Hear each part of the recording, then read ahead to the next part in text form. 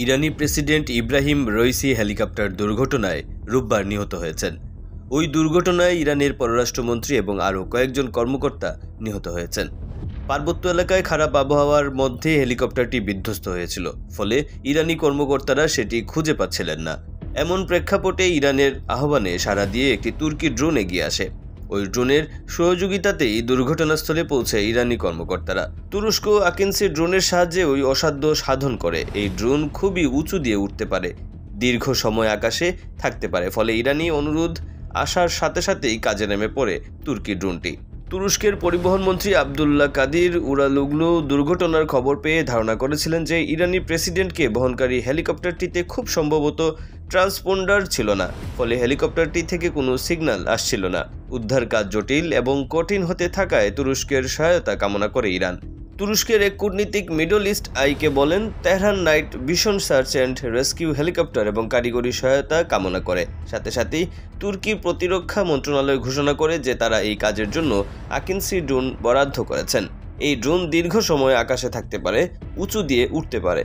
তুর্কি নিরাপত্তা সূত্রগুলো জানায়, প্রতিরক্ষা মন্ত্রণালয় ইরানি কর্তৃপক্ষের অনুরোধ আসার আগেই প্রতিরক্ষা মন্ত্রণালয় ওই এলাকায় আকিন্সি ড্রোন মোতায়েনের প্রস্তাব দিয়েছিল। তুর্কি ড্রোন প্রস্তুতকারক বাইকার 2019 সাল থেকে আকিন্সি ড্রোন নির্মাণ করছে। এই ড্রোন 40,000 ফুট ওপর দিয়ে উঠতে পারে এবং আকাশে 24 ঘন্টার বেশি সময় থাকতে পারে। সেই সাথে বিশাল এলাকায় নজরদারি চালাতে পারে এটি। আকিন্সি দুর্গম এলাকাতেও কাজ করতে পারে, ঘন কুয়াশায়ও এটি মিশন সম্পন্ন করতে পারে। এর তাপ পরিমাপ প্রযুক্তি বিশেষভাবে সক্ষম। খারাপ আবহাওয়ায় যখন অন্য সকল আকাশযান অকার্যকর হয়, তখনই এই ড্রোন উঠতে পারে। ইরানি অনুরোধ পাওয়ার পর ড্রোনটি তুরস্কের ভ্যান নগরী থেকে রোববার মধ্যরাতের পর ইরানে পৌঁছায়। আকিন্সি যখন কাজ শুরু করে, তখন তুর্কি সংবাদ সংস্থা আনাদুলু এক্সে লাইভ স্ট্রিম চালু করে দেয়। রাত 2:22-এ প্রথম উত্তাপ শনাক্ত করতে পারে। খবরটির সাথে সাথে ইরানি কর্মকর্তাদের জানিয়ে দেয়া হয়। উদ্ধারকর্মীদের সেখানে পৌঁছে সকাল 5:46-এ। সারা রাত ড্রোনটি দুর্ঘটনাস্থলের কাছাকাছি অবস্থান করে।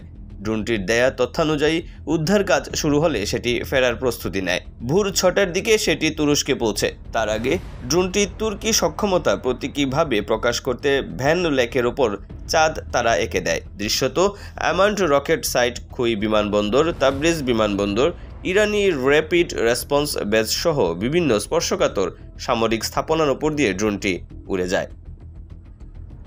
অপু বণিক, ইউকে বাংলা নিউজ ডেস্ক।